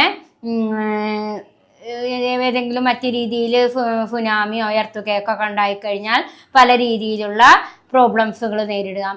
ഇങ്ങനത്തെയൊക്കെ പലതരത്തിലുള്ള ഭാവിയിൽ നമുക്ക് എന്താണ് സംഭവിക്കുക എന്ന് പറയാൻ കഴിയില്ല. അതുകൊണ്ട് ഭാവിയിൽ എന്ത് സംഭവിക്കും അതിനെയൊക്കെ നേരിടുന്നതിന് വേണ്ടിയിട്ടും നമുക്ക് സംരക്ഷണം ഉറപ്പുവരുത്തുന്നതിന് വേണ്ടിയിട്ടും കേന്ദ്ര ഗവൺമെന്റിന്റെ തലത്തിൽ പ്രവർത്തിക്കുന്ന സ്കീമാണ് ഇൻഷുറൻസ് സ്കീം. അപ്പൊ ഭാവിയിൽ എന്ത് സംഭവിക്കും എന്നതിനെ അടിസ്ഥാനപ്പെടുത്തിക്കൊണ്ട് പ്രവർത്തിക്കുന്ന ഇൻഷൂർ ചെയ്യുക. ഇപ്പൊ നമ്മൾ വാഹനങ്ങളൊക്കെ ഇൻഷൂർ ചെയ്ത് കഴിഞ്ഞാൽ ആക്സിഡന്റ് സംഭവിച്ചു കഴിഞ്ഞാലും ആ വാഹനം ഇൻഷൂർ നേരെ ക്ലിയർ ആയിട്ട് അടയ്ക്കുന്ന വാഹനമാണെങ്കിൽ അതിൻ്റെ എത്രയാണോ ആ വണ്ടിയുടെ ആ വാഹനത്തിന്റെ കേടുപാട് വെച്ചാൽ അതിനനുസരിച്ച് എമൗണ്ട് നമുക്ക് കിട്ടും. അപ്പൊ അത്തരത്തിലൊക്കെ ഉള്ള ഡിസാസ്റ്ററിനെ മാനേജ് ചെയ്യാൻ വേണ്ടി കേന്ദ്ര തലത്തിൽ പ്രവർത്തിക്കുന്ന ഇൻഷുറൻസ് സ്കീമുകളെ കുറിച്ചാണ് നമ്മൾ ഇവിടെ വിശകലനം നടത്തുന്നത്. പ്രധാനമന്ത്രി ഫസൽ ബീമാ യോജന, പ്രധാനമന്ത്രി ഫസൽ ബീമാ യോജന ഇതൊരു പ്രധാനപ്പെട്ട ഇൻഷുറൻസ് സ്കീമാണ്. The scheme covers all food, oil seeds, crop and annual commercial horticulture crop for which past yield data is available and for which requisite number of crop cutting experiments are conducted being under General Crop Estimation Survey. അതായത് general crop estimation survey പ്രകാരം പ്രധാനമന്ത്രി ഫസൽ ബീമാ യോജനയുടെ നേതൃത്വത്തിൽ food ഭക്ഷണവും oil seeds എണ്ണ വിത്തുകളെ ക്രോപ്പുകളെ ഹോർട്ടിക്കൾച്ചറ് തുടങ്ങിയ commercial and horticulture ഈ മേഖലയിലൊക്കെ insure ചെയ്യാനുള്ള ഒരു പ്രധാനപ്പെട്ട ഇൻഷുറൻസ് സ്കീമാണ് പ്രധാനമന്ത്രി ഫസൽ ബീമാ യോജന. മാത്രല്ല അതേപോലെ crop cutting experience CCES crop cutting experience അപ്പൊ അതിൻ്റെയൊക്കെ പ്രധാനമായിട്ടുള്ള ഈ ഇത്തരത്തിലുള്ള മേഖലകളുടെയൊക്കെ എല്ലാ വിധത്തിലുള്ള ഇൻഷുറൻസും നടത്തപ്പെടുന്നത് എവിടെയാണ്? പ്രധാനമന്ത്രി ഫസൽ ബീമാ യോജന. പ്രധാനമന്ത്രി ഫസൽ ബീമാ യോജന എന്നൊരു ഇൻഷുറൻസ് സ്കീം പ്രവർത്തിക്കുന്നുണ്ട്. ആ സ്കീം വഴിയാണ് നമ്മൾ വിളകൾക്കും ക്രോപ്പുകൾക്കും അതേപോലെ തന്നെ ഓയിൽ സീഡ്സുകൾക്കും മറ്റ് ഫുഡ് ഐറ്റംസിനും അതേപോലെ ഹോർട്ടിക്കൾച്ചറിനും കൊമേഴ്ഷ്യൽ വാണിജ്യ മേഖലയ്ക്കൊക്കെ ഇൻഷുറൻസ് ചെയ്യുന്ന സ്കീമാണ് പ്രധാനമന്ത്രി Fasal Bima Yojana. And then next point ആണ് restricted weather based crop insurance scheme. അതായത് നമുക്ക് കാലാവസ്ഥപരമായിട്ട് ഉണ്ടാകുന്ന ഈ ക്രോപ്പ് വിളകളൊക്കെ നശിക്കപ്പെടും. കാലാവസ്ഥാപരമായിട്ടുള്ള വ്യതിയാനം കാരണം വിളകളുടെ നാശം സംഭവിക്കും. അതിനെയൊക്കെ പ്രൊട്ടക്ട് ചെയ്യുന്നതിന് വേണ്ടി പ്രവർത്തിക്കുന്ന സ്കീമാണ് restricted weather based crop insurance scheme. പ്രധാനമായും ഏതൊക്കെ സാഹചര്യങ്ങളിലാണ് ഈ ഇൻഷുറൻസ് നോക്കാം. വെതർ കണ്ടീഷൻ റിലേറ്റിംഗ് ടു എന്തൊക്കെയാണ് വെതർ കണ്ടീഷൻസ്? റെയിൻഫാള് മഴ കുറയുക, ഹൈ ടെമ്പറേച്ചർ കൂടുക, വിൻഡ് കാറ്റ്, ഹ്യൂമിഡിറ്റി മഞ്ഞുവീഴ്ച, ഇത്തരം പ്രശ്നങ്ങളൊക്കെ ഉണ്ടാകുമ്പോൾ നമ്മളുടെ ക്രോപ്പിൽ ഉണ്ടാകുന്ന നാശത്തെ തരണം ചെയ്യുന്നതിനും വിളനാശം സംഭവിക്കുമ്പോൾ നമുക്കറിയാം ഏക്കർ കടമൊക്കെ എടുത്തിട്ടായിരിക്കും ബാങ്ക് ലോണൊക്കെ എടുത്തിട്ടായിരിക്കും ഓരോ കർഷകനും കൃഷി തുടങ്ങുക. ആ കൃഷി അവർക്ക് വിചാരിച്ച പോലെ വിളവ് കിട്ടിയിട്ടില്ലെങ്കിൽ അവർക്ക് പ്രകൃതിയെ ഡിപ്പെൻഡ് ചെയ്തുകൊണ്ടാണ്, പ്രകൃതിയുടെ ക്ലൈമറ്റിനെ ഡിപ്പെൻഡ് ചെയ്തുകൊണ്ടാണ് ഓരോ കർഷകനും മുന്നോട്ട് പോകുന്നത് എന്ന് നമുക്കറിയാം. അതുകൊണ്ട് തന്നെ വലിയൊരു ഭാരിച്ച തുക അവര് ബാങ്ക് വായ്പയായി എടുത്തിട്ടൊക്കെ കൃഷി ചെയ്യുമ്പോൾ അവർക്ക് വേണ്ട വിധത്തിൽ ക്ലൈമറ്റ് അനുയോജ്യമായി ലഭിച്ചിട്ടില്ലെങ്കിൽ അവർക്ക് വിളനാശം സംഭവിക്കും. ഇത്തരം ഘട്ടത്തിൽ അവരെ സഹായിക്കുന്നതിന് വേണ്ടി പ്രവർത്തിക്കുന്ന സ്കീമാണ് restricted weather based crop insurance scheme. Restricted weather based insurance scheme. ഈ സ്കീം വഴി ഏതൊക്കെ സാഹചര്യങ്ങളിലാണ് ഈ വിളകളുടെ പ്രശ്നങ്ങൾക്ക് വേണ്ടിയിട്ടുള്ള insurance? Rainfall, temperature, wind, humidity, ഇത്തരം വെതർ കണ്ടീഷനുകളിൽ നിന്നും കർഷകരെ സംരക്ഷിക്കാൻ വേണ്ടി പ്രവർത്തിക്കുന്ന സ്കീമാണ് ഈ പറഞ്ഞ restricted weather based crop insurance scheme. അടുത്തതാണ് സീഡ് ക്രോപ്പ് ഇൻഷുറൻസ്. വിത്ത് സീഡ് ക്രോപ്പ് ഇൻഷുറൻസ് എന്ന് പറഞ്ഞു കഴിഞ്ഞാല് നമുക്കറിയാം വിത്തുകളെ ഇപ്പൊ നമുക്ക് എല്ലാ വിത്തുകളും അത്യുൽപാദന ശേഷിയുള്ള വിത്തുകൾ ഉപയോഗിച്ചാലേ വിള നന്നാവുള്ളൂ അല്ലെ. വിളകൾ നന്നാവണമെങ്കിൽ വിത്ത് ഗുണാണ്. വിത്തിന് നല്ല സീഡ്സ് ആണെങ്കിലാണ് നമുക്ക് പ്രൊഡക്റ്റീവ് ആയിട്ടുള്ള ക്രോപ്പ് ഉണ്ടായിരിക്കുള്ളൂ. അപ്പൊ ആ സീഡ്സുമായി ബന്ധപ്പെട്ടുകൊണ്ടുള്ള ഒരു ഇൻഷുറൻസ് സ്കീമാണ് seed crop insurance. to provide financial security and income stability to the breeder seed growers in the event of failure of seed crop. അതായത് വിത്ത് ഉൽപ്പാദിപ്പിക്കുന്ന ആളുകളെ സംരക്ഷിക്കുന്ന ചില വിത്തുകളൊക്കെ നനവൊക്കെ തട്ടിക്കഴിഞ്ഞു കഴിഞ്ഞാൽ എത്രയോ വിത്തുകൾ കേടുനാശം സംഭവിക്കും. അങ്ങനെ നാശം സംഭവിച്ചു കഴിഞ്ഞാൽ അവർക്ക് വിത്ത് മുളപ്പിച്ച് ഫെയിൽ ചെയ്യാൻ കഴിയില്ല. അപ്പൊ അത്തരം ഘട്ടത്തിൽ അവരെ സഹായിക്കാനുള്ള ഒരു ഇൻഷുറൻസ് സ്കീമാണ് ഏത്? Seed crop insurance. അടുത്ത പോയിന്റ് ആണ് Kisan credit card. Kisan credit card നിങ്ങൾ കേട്ടിട്ടുണ്ടായിരിക്കും. Kisan credit card. Kisan credit card was introduced in 1908. 1908 Kisan credit card ആദ്യമായി രൂപം കൊടുത്തത്. Kisan credit card introduced in 1908 for issue of KCC to farmers so that farmers may use them to readily purchase agriculture input such as seed, fertilizer, pesticide. അതായത് നല്ല ഇനം വിത്തുകൾക്കും ഫലഭൂരിഷ്ടമായ കാര്യങ്ങൾക്കും കീടനാശിനികൾക്കൊക്കെ വേണ്ടി പ്രവർത്തിക്കുന്ന ഒരു കേന്ദ്ര ഗവൺമെന്റിന്റെ തലത്തിലുള്ള ക്രെഡിറ്റ് കാർഡാണ് കിസാൻ ക്രെഡിറ്റ് കാർഡ്. അപ്പൊ നല്ല ഇനം വിത്തുകൾ ലഭിക്കുന്നതിനും ഫലഭൂരിഷ്ടമായിട്ടുള്ള അതായത് വിളകൾക്ക് വേണ്ട കീടനാശിനികളും ഫലഭൂരിഷ്ഠത ഉറപ്പാക്കുന്നതിന് വേണ്ടിയിട്ടുള്ള അതിന് വേണ്ട ഇതൊക്കെ പെസ്റ്റിസൈഡുകളൊക്കെ കിട്ടുന്നതിനൊക്കെ വേണ്ടി കേന്ദ്ര തലത്തിൽ പ്രവർത്തിക്കുന്ന ഒരു ഇൻഷുറൻസ് സ്കീമാണ് കിസാൻ ക്രെഡിറ്റ് കാർഡ്. കർഷകരെ മാത്രം ഡിപ്പെൻഡ് ചെയ്യുന്ന ഒന്നാണ് കിസാൻ ക്രെഡിറ്റ് കാർഡ്. ഏക്കർ കണക്കിന് ഭൂമിയിൽ കൃഷി ചെയ്യുന്ന കർഷകർക്കാണ് എന്ത് കിട്ടുക? കിസാൻ ക്രെഡിറ്റ് കാർഡ് കിട്ടുക. 1908 മുതലാണ് ഈ ഒരു ക്രെഡിറ്റ് കാർഡിന് രൂപം കൊടുത്തത്. ഈ ക്രെഡിറ്റ് കാർഡ് വഴി വിത്തുകളും കീടനാശിനികളും അതേപോലെ തന്നെ മണ്ണിന്റെ ഫലഭൂരിഷ്ഠത ഉറപ്പാക്കുന്നതിന് വേണ്ടിയുള്ള മറ്റ് സജ്ജീകരണങ്ങളൊക്കെ ലഭ്യമാക്കുക എന്നതാണ് ഇതിലൂടെ അതൊക്കെ ഇൻഷൂർ ചെയ്തുകൊണ്ട് അതിനു വേണ്ട എല്ലാ സൗകര്യങ്ങളും ഉറപ്പുവരുത്തുക എന്നതാണ് ഏത്? Kisan credit card.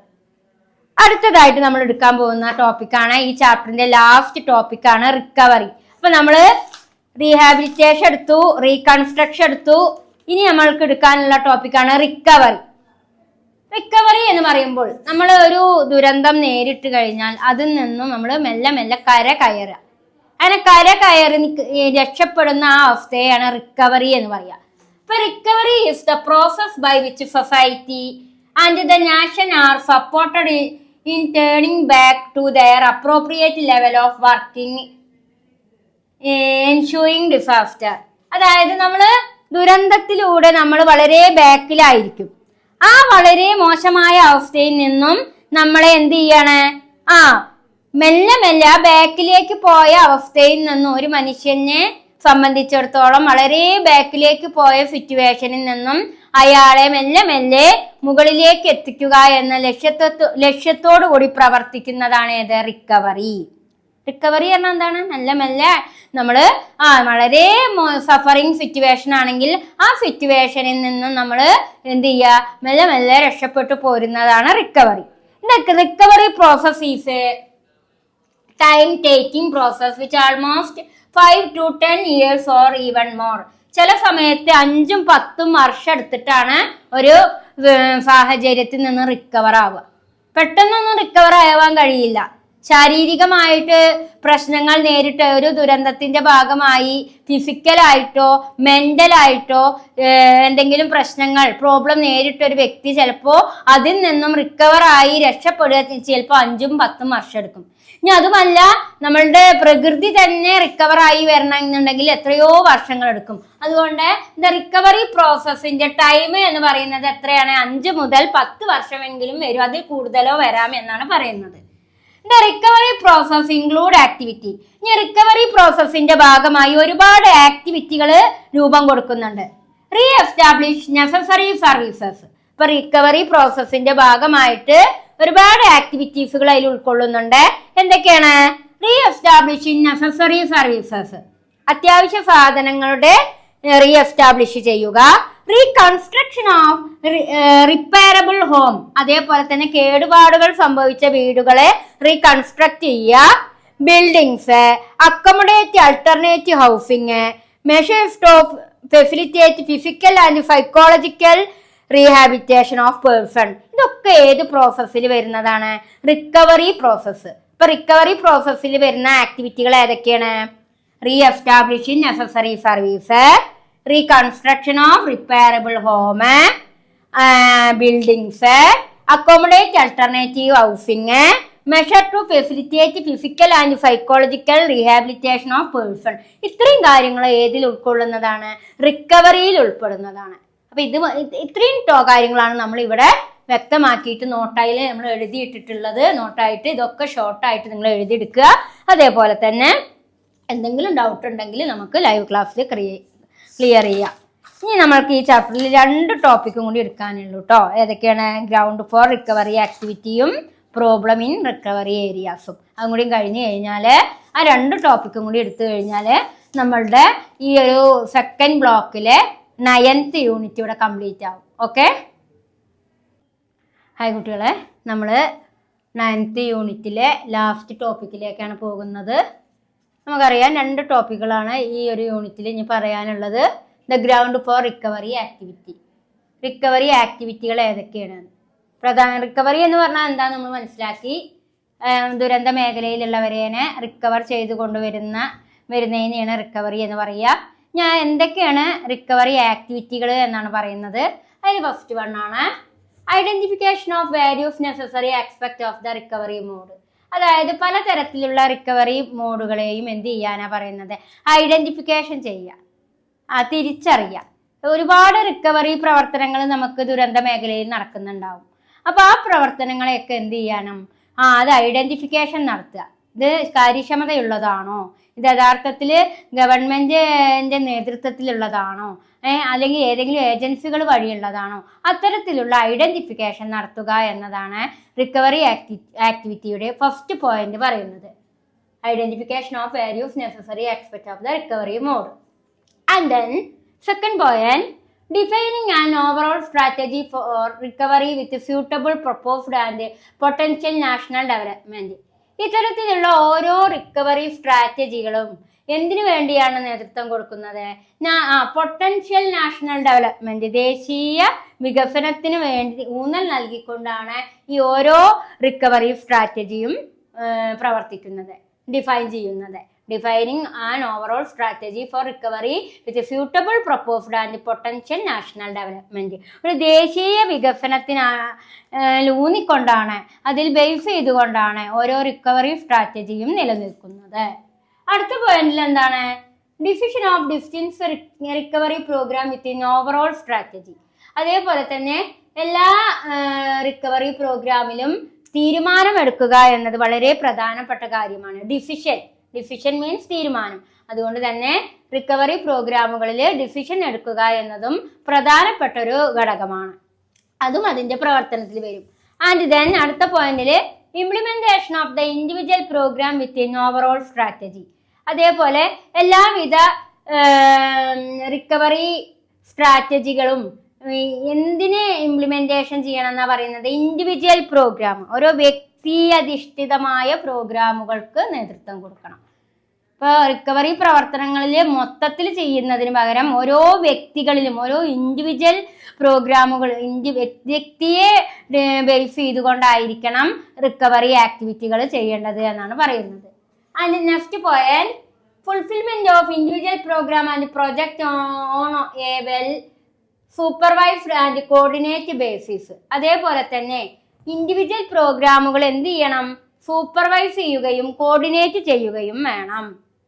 എല്ലാ ഇൻഡിവിജ്വൽ പ്രോഗ്രാമുകളും പ്രൊജക്റ്റുകളും ഒക്കെ സൂപ്പർവൈസും ചെയ്യണം, കോർഡിനേഷൻ ചെയ്യുകയും വേണം. അപ്പൊ ഇത്രയും കാര്യങ്ങളാണ് റിക്കവറി ആക്ടിവിറ്റി ആയിട്ട് അറിയപ്പെടുന്നത്. അടുത്ത ടോപ്പിക്കിലേക്കാണ് നമ്മൾ കടക്കുന്നത്. Problems in recovery area. Recovery ഏരിയയിൽ ഉണ്ടാകുന്ന പ്രോബ്ലംസ് എന്തൊക്കെയാണ്? പ്രോബ്ലംസ് ഇൻ റിക്കവറി ഏരിയ എന്തൊക്കെയാണെന്ന് നമുക്ക് നോക്കാം. Recovery program have not been sufficiently. ഒരിക്കലും ഒരു റിക്കവറി പ്രോഗ്രാം എന്തായിരിക്കില്ല? സഫിഷ്യന്റ് ആയിരിക്കില്ല, പൂർണ്ണതയിൽ എത്തുകയില്ല. ഒരുപാട് പോരായ്മകൾ ഇതിലുണ്ടായിരിക്കാം, റിക്കവറി പ്രോഗ്രാമിൽ ഉണ്ടാവാം. അതുകൊണ്ടാണ് recovery program have not been sufficiently. And second point, severe and extensive damage may be destructive that difficulty. ഒരുപാട് പലതരത്തിലുള്ള നാശനഷ്ടങ്ങൾ ഉണ്ടാവുമ്പോൾ ഈ റിക്കവറി ഏരിയാസിൽ ആ റിക്കവറി പ്രവർത്തനങ്ങൾ നടത്തുക എന്നത് വളരെ ഡിഫിക്കൽട്ട് ആയിരിക്കും. ഒരുപാട് നാശങ്ങൾ ഉണ്ടായിരിക്കുമ്പോൾ റിക്കവറി ഏരിയാസിൽ ഒരുപാട് പ്രയാസങ്ങൾ നിലനിൽക്കുന്നുണ്ടായിരിക്കും. Severe and extensive damage may be destructive that difficulty. And then information for the formulation of recovery is inadequate. അതേപോലെ വിവരങ്ങൾ എല്ലാവരിലേക്കും എത്തിക്കുക എന്നതും മറ്റൊരു പ്രശ്നമായിട്ടാണ് ഇതിൽ ചൂണ്ടിക്കാണിക്കുന്നത്, റിക്കവറി ഏരിയയിൽ കാണിക്കുന്നത്. അടുത്ത point, recovery program involve additional load on government system. Recovery പ്രോഗ്രാമുകളിൽ ഒരുപാട് ഗവൺമെന്റ് സിസ്റ്റം ഉൾക്കൊള്ളിക്കുന്നതും ഒരു പ്രോബ്ലം ആയിട്ടാണ് ഇവിടെ ചൂണ്ടിക്കാണിക്കുന്നത്. Recovery program involve additional load on government system. Government ഒരുപാട് സിസ്റ്റംസ് റിക്കവറി പ്രോഗ്രാംസിൽ അഡീഷണൽ ആയി ലോഡ് ചെയ്യുന്നത് എന്താണ്, വളരെ പ്രോബ്ലങ്ങൾക്ക് കാരണമാകുന്നു. ആൻഡ് ദെൻ അടുത്ത പോയിന്റ് ആണ്, resource from recovery program and fund may be divert. അതേപോലെ റിക്കവറി പ്രോഗ്രാമിന്റെ റിസോഴ്സും അതേപോലെ തന്നെ ഫണ്ടുകളൊക്കെ പല വേരിയേഷൻ ഉണ്ടായിരിക്കും, ഡൈവേർട്ട് ആയിരിക്കാം. Resource from recovery program and fund may divert. അതായത് റിക്കവറി പ്രോഗ്രാമുകളിൽ നിന്നുള്ള ഫണ്ടുകൾ എപ്പോഴും എങ്ങനെയായിരിക്കാം, ഡൈവേർട്ട് ആയിരിക്കാം. And then next point, problem relating to ministerial responsibility. പല ഉത്തരവാദിത്തത്തിൽ ഏറ്റക്കുറച്ചിലുകൾ സംഭവിക്കുന്നു.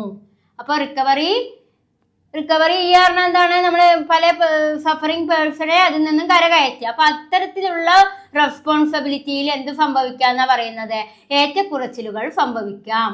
Formulation of recovery program hinder due to inavailability. അതേപോലെ തന്നെ ഒരുപാട് റിക്കവറി പ്രോഗ്രാം ഫോർമുലേറ്റ് ചെയ്യുന്നതും പലതരത്തിലുള്ള പ്രശ്നങ്ങൾക്ക് കാരണമാകുന്നു. സംടൈം പൊളിറ്റിക്കൽ പ്രോബ്ലം, ഒരുപാട് രാഷ്ട്രീയ പ്രശ്നങ്ങൾ ഉണ്ടാക്കുന്നതിനും റിക്കവറി ഏരിയയിൽ കാരണമാകുന്നു. കാരണം പൊളിറ്റിക്കൽ പ്രോബ്ലംസ് എന്ന് പറയുമ്പോൾ ചില പൊളിറ്റിക്കൽ സപ്പോർട്ട് ഉള്ളവരെ മാത്രം അവർക്ക് വേണ്ട കാര്യങ്ങൾ ചെയ്തു കൊടുക്കുക, ചില പൊളിറ്റിക്കൽ സപ്പോർട്ടൊന്നും ഇല്ലാത്തവരെ മാറ്റി നിർത്തുക, അങ്ങനെയൊക്കെയുള്ള പലതരത്തിലുള്ള ഡിഫറൻസിയേഷൻ അല്ലെങ്കിൽ ഇൻഇക്വാലിറ്റിക്ക് കാരണമാകുന്നു. ഇതൊക്കെയാണ് റിക്കവറി ഏരിയയിൽ ഉണ്ടാകുന്ന പ്രോബ്ലംസ് ആയിട്ട് ഇവിടെ ചൂണ്ടിക്കാണിക്കുന്നത്. അപ്പോൾ പ്രധാനമായും ഈ last topic ground for recovery ആക്ടിവിറ്റിയും പ്രോബ്ലംസ് ഇൻ റിക്കവറി ഏരിയാസും. അപ്പോൾ ഇതോടുകൂടി നമ്മളുടെ യൂണിറ്റ് 9 ഇവിടെ കംപ്ലീറ്റ് ആയിരിക്കുന്നു. സെക്കൻഡ് ബ്ലോക്കിലെ യൂണിറ്റ് 9 കൂടി കംപ്ലീറ്റ് ആയി. അപ്പോൾ ഇനി നമ്മൾക്ക് സ്റ്റാർട്ട് ചെയ്യേണ്ടത് ഡിസാസ്റ്റർ മാനേജ്മെന്റിലെ തേർഡ് ബ്ലോക്കാണ്. തേർഡ് ബ്ലോക്കിൽ 2 യൂണിറ്റും ബാക്കി ഇപ്പോൾ മൊത്തം 15 യൂണിറ്റാണ് വരിക. പിന്നെ ബാക്കിയുള്ള 4 ചാപ്റ്റർ നമുക്ക് വരുന്നത് 4th ബ്ലോക്കിലും കൂടിയാണ്. അപ്പൊ ഇത്രയും കാര്യങ്ങളുടെ ക്ലാസ്സും കാര്യങ്ങളൊക്കെ മനസ്സിലാക്കുക. അതേപോലെ ഡൗട്ട് ഉണ്ടെങ്കിൽ നമുക്ക് ലൈവ് ക്ലാസ്സിൽ ഡിസ്കഷൻ നടത്താം. ഓക്കെ.